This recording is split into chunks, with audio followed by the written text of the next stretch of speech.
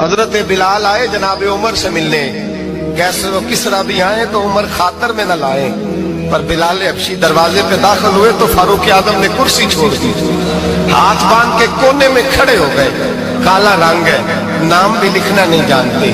لوگ کہنے لگے عمر کون آ رہا ہے جس کے لیے تیرا اتنا استقبال ہے؟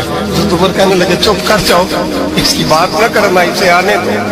حضرت سیدنا بلال آئے، کہنے لگے امیر المومنین کیا کر رہے ہو؟ فرمایا نہیں چپ کر، یا بازو پکڑا، اپنی کرسی پہ بٹھایا۔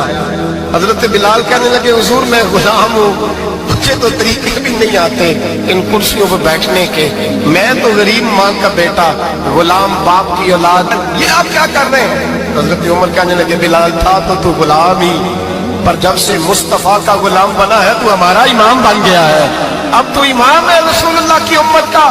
فرمایا وہ مجھے دن یاد ہے جب مکہ فتح ہوا تھا، بت ٹوٹ گئے تھے، بڑے بڑے سردار تھے، اور میرے نبی نے فرمایا بلال سے کہو کعبے کی چھت پہ چڑھ کے اذان دے، تو لوگوں نے کہا حضور یہ سارے جل گئے ہیں، کسی اور کی ڈیوٹی لگا دے۔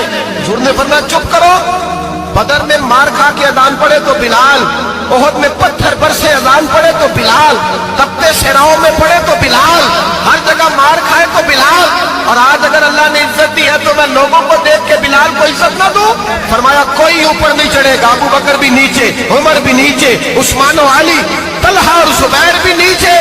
آج یہ حبشی غلام کعبے کی چھت پہ چڑھے گا اور میں دنیا کو بتاؤں گا کہ اصل عزت اسی کے پاس ہوتی ہے جو رسول اللہ کا غلام ہوا۔